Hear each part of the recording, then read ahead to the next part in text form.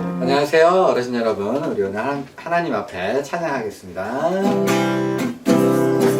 하나 둘 셋 넷. 하나님 세상을 빛처럼 사랑하사 독생자를 주셨으니 오늘은 예수 믿으면 멸망하지 않고 영생을 얻으리로다.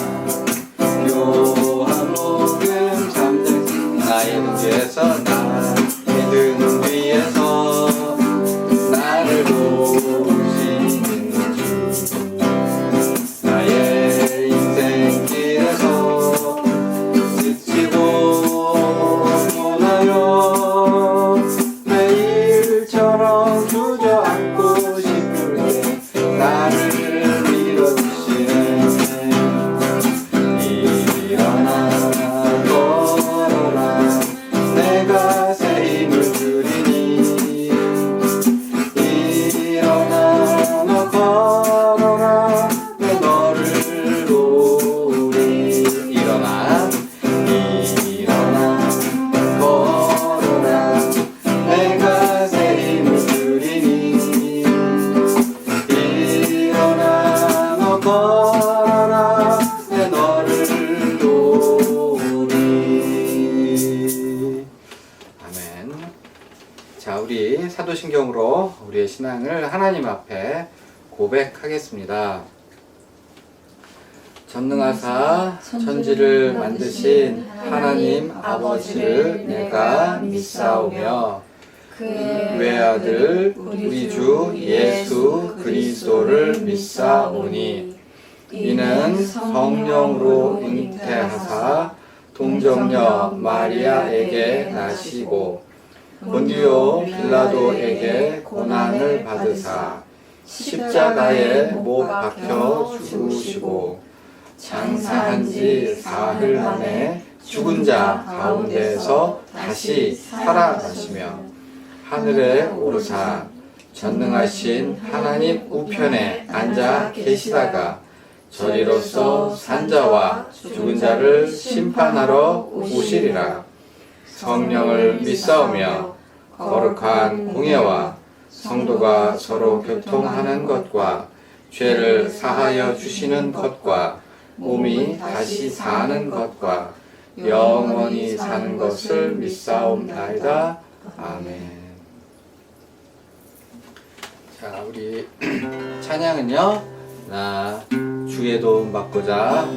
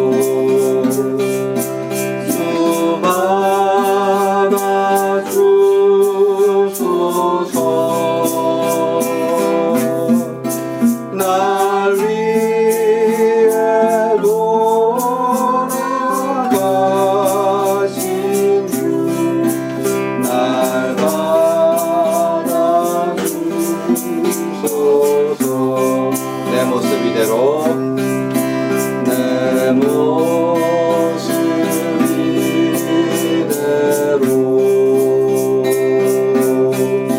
주 받아주소서.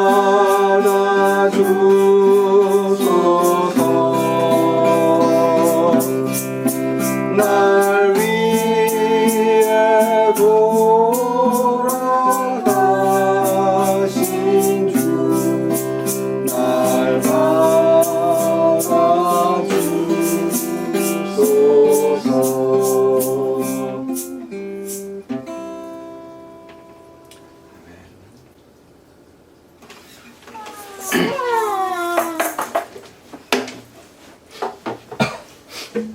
순이가 조용히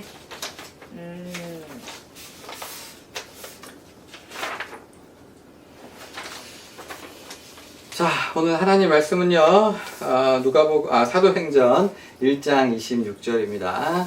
사도행전 1장 26절 한 절인데요. 제비 뽑아 마띠아를 얻으니 그가 11사도의 수에 들어가니라. 아멘. 다시 한번 제비 뽑아 마띠아를 얻으니 그가 11사도의 수에 들어가니라. 아멘. 우리는 지금 사도행전 1장의 말씀을 가지고 같이 은혜를 나누고 있죠. 사도행전 1장에서 제자들은요, 사도들은 크게 두 가지 일을 합니다. 두 가지 일을. 첫 번째, 기도했습니다. 뭐 했다고요? 기도했습니다. 그런데 그 기도했다는 얘기는 굉장히 짧게 나오고요. 두 번째 한 일이 사도행전 1장에서 아주 길게 나오는 건데요. 어떤 일을 했느냐? 그러니까 이제 유다, 즉 예수님을 배신하여 팔아 넘긴 가룟 유다 대신에 새로운 제자 마띠아를 뽑았던 사건을 아주 길게 이야기를 하고 있어요. 오늘 본문이 사도행전 1장의 결론 되겠습니다. 제비 뽑아 마띠아를 얻으니 그가 11사도의 수에 들어가니라. 어떻게 생각하면 사도들이 모여서 전심으로 열심히 기도했다는 내용이 굉장히 많이 나오고, 이렇게 새로 마띠아를 뽑은 건 짧게 이야기할 것 같은데, 정작 사도행전 1장에서는요 무슨 이야기가? 가룟 유다 대신에 새로운 사도 마띠아를 새로 뽑은 이야기를 아주 길게 설명해 주고 있어요. 그래서 왜 그렇게 길게 이야기하고 있느냐, 바로 오늘 그 말씀을 드리고자 합니다. 예수님께서 이 세상에 계실 때 어떠한 일을 하셨냐? 병을 고치고요, 귀신을 내어쫓고요, 기적과 이적을 행하셨죠. 심지어는 무리도 걸으시고요, 빵 5개와 물고기 2마리로 5,000명을 먹이기도 하셨고, 기적도 많이 베푸셨을 뿐만 아니라 하나님 말씀을 전하면 사람들이 막 감화받고 감동받고 이전에 듣지 못했던 말씀들을 전하셨던 거죠. 그러다 보니까 굉장히 수많은 사람들이 예수님을 쫓았습니다. 예수님, 저는 어디 가든지, 예수님이 어디로 가든지 쫓아가겠습니다. 산으로 가시면 산으로 쫓아가고, 바다로 가면 바다로 가고, 들로 가시면 들로 가겠습니다. 그런 사람들이 굉장히 많았는데요. 그 중에서 예수님께서는 12명, 몇 명? 12명을 따로 특별한 제자로 뽑으셨어요.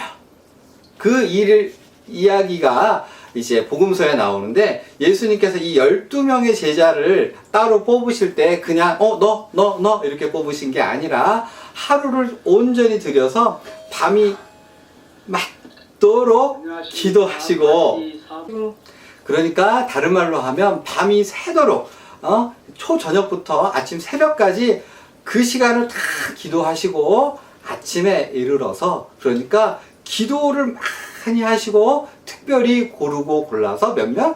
12명을 뽑으셔서 그들을 일컬어서 따로 특별한 이름 사도, 보내심을 받은 자라고 하는 사도라는 명칭으로 12명을 세우셨던 거죠. 그래서 이 12명을 세우신 이유가 뭐냐? 그냥 대충 12명 이 정도면 되겠네, 그렇게 해서 뽑으신 것이 아니라 특별한 의미가 있었어요. 뭐냐 하면, 지금까지 이스라엘 백성은 12지파로 이루어져 있었어요. 몇 지파?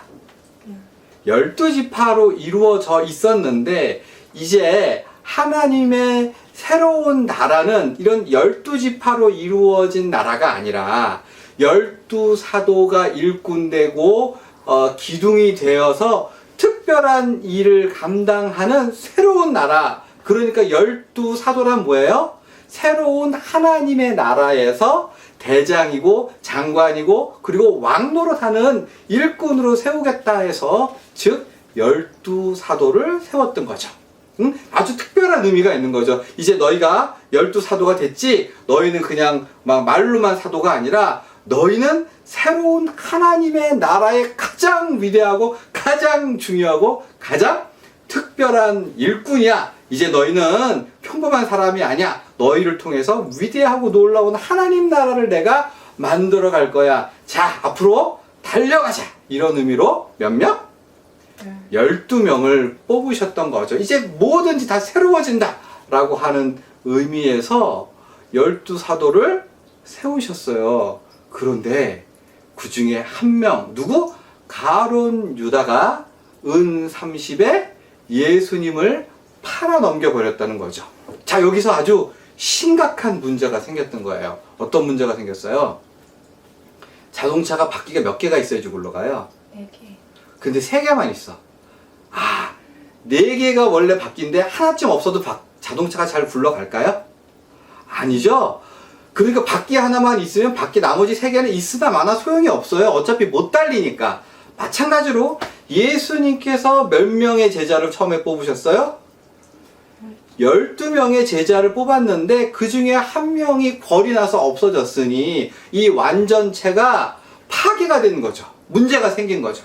그리고 더 심각한 문제가 있는데 그것은 뭐냐 하면, 자, 지금 예수님을 팔아넘긴 가룟 유다를 누가 뽑았어요? 투표해서 이 사람을 합시다 이렇게 뽑은 게 아니라 예수님이 야, 너 일로 와, 너 사도해. 그리고서 가룟 유다를 지명해서 뽑았어요. 누가 뽑았다고요? 예수님께서 뽑으신 거예요. 그러니까 여기서 심각한 질문이 생겨날 수 있는 거죠. 어떤 질문? 오, 예수님도 배신당했네? 예수님이 배신당했네? 예수님이 사람을 잘못 본 거 아니야? 예수님도 사기당하는 거 아니야? 예수님이 실수하신 거 아니야? 예수님이 가룟 유다한테 속으신 거 아니야? 야, 그렇게 이 사람한테 속으시는 예수님한테 어떻게 우리의 운명을 맡길 수 있어? 라고 하는 의문이 생겨날 수 있는 거죠. 예수님이 처음부터 그렇게 기도하고 아주 기도하고 특별하게 뽑았던 그 제자가 예수님을 배신한 걸 보니 예수님의 생각, 예수님의 판단, 예수님의 결정 뭔가 문제가 있는 거 아니냐, 이러한 생각이 들어갈 수 있겠죠. 그리고 12명의 완전체인 사도가 한 명이 벌이 났으니 이거 뭐 심각한 문제가 있는 거다. 바로 그 장면에서 사도행전 1장 후반부에 베드로가 나서서 두 가지 이야기를 하는 거죠. 좀만 집중해 주세요. 몇 가지 이야기를 한다고요? 두 가지 이야기를 해요. 첫 번째, 무슨 얘기를 하면 시편 59편의 이야기를 69편 이야기를 합니다. 시편 몇 편이요? 69편 이야기를 하는데 여기서 무슨 내용을 담고 있냐 하면 이제 하나님의 아들을 배신한 사람이 어떠한 운명을 맞을 것인가를 예언해 놓은 거예요. 그리고 이 시편 69편의 말씀 그대로 가룟 유다가 예수님을 배반하고 돈 받고 팔아넘겨서 잘 먹고 잘 살고 그렇게 행복한 결론을 맞았느냐? 아니죠. 가룟 유다가 어떻게 됐어요? 배신을 한 다음에 이제 복음서와 사도행전의 기록이 좀 다른데 사도행전 기록에 의하면 배가 터져서 창자가 땅에 쫙 이렇게, 그래서 거기에서 죽임을 당한, 아주 그냥 처참하고 비참하게 죽게 되었는데 베드로가 뭘 지적해요? 자, 가룟 유다가 예수님을 배반한 가룟 유다가 구약 시편 69편에 예언된 그대로 어떻게 되었다? 정말 비참하고 처참하게 죽임을 당했다 라고 말씀을 베드로는 확증하면서 무슨 얘기를 하고 있냐 하면, 자, 가룟 유다가 배신을 한 것을 예수님이 모르신 게 아니라 그가 배신하고 비참하게 죽어질 모든 일들은 하나님의 계획과 경륜에 따라서 이루어진 일이다. 뭐라고요? 하나님의 계획과 경륜 속에서 이루어진 일이지, 그러니까 있을 일이 있어진 거지 예수님이 모르거나 잘못 판단한 것이 아니라는 설명을 해주고 있는 거죠. 여기서 아주 중요한 말씀이 있죠. 하나님은 뭐 하지 않는다? 실수하지 않는다. 하나님은 실수하지 않는다. 내 인생에 어려움을 겪거나 만나고 싶지 않은 일을 만나거나 뭐 어떤 게 있어요. 이런 부모님을 만났어. 진짜 형편없는 부모를 만나. 야, 이런 부모 아니고 정말 훌륭한 부모, 인격적인 부모, 돈 많은 부모, 높은 자리에 있는 부모 만났으면 내가 이렇게 비참하게 살지 않을 텐데 라고 하는 생각을 가질 수도 있고, 남편을 잘못 만났거나 교통사고를 당하거나 사기꾼을 만나거나 막 이런 마음 속상하고 마음 상하는 일을 만날 때 혹시라도 우리 하나님께서 우리를 돌보심에 실패해서 하나님의 잘못이 있어서 이 모든 일이 일어나는 것이 아니다 라고 하는 사실을 베드로는 확정해 주고 있는 거죠. 어떤 일이 일어나요? 일어날 일이 일어난다. 뭐라고요? 일어날 일이 일어난다. 그럼에도 불구하고 일어날 일이 일어난다. 이것을 분명히 우리는 알고 있고, 결국 악인은 뭘 받아? 심판을 받고, 의인은 뭘 받아?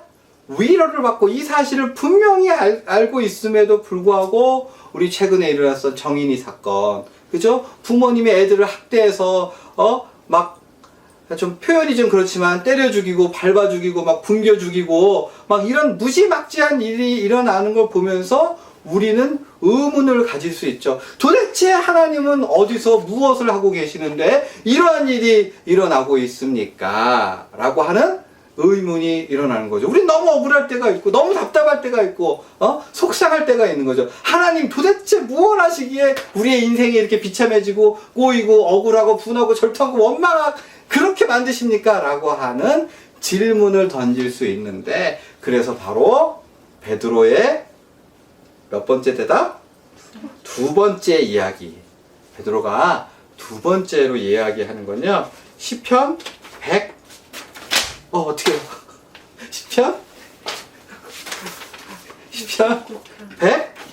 109편. 시편 109편인데요. 109편에 무슨 이야기가 나오냐면요, 이것이 가장 중요한 이야기죠.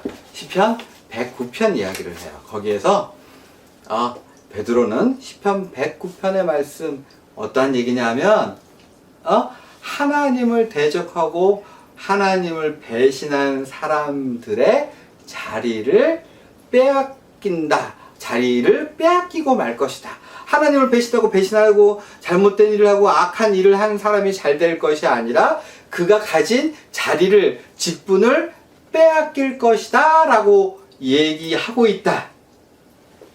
이 말씀을 하면서 그리고 나서 베드로가 뭘 해요? 자, 이제 가룟 유다를 우리가 깨끗하게 정리하고, 그리고 그 가룟 유다 대신에 새로운 사람을 뽑자 라고 이야기를 하고 있어요. 무슨 이야기인지 이해가 되셨을까요? 지금 구약 성경에서는 가룟 유다가 배신할 것을 바라보고 있고 그가 비참한 죽음을 맞이할 것을 예언해 놓고 있고 실제로 이루어졌어요. 근데 뭐가 안 이루어졌어요?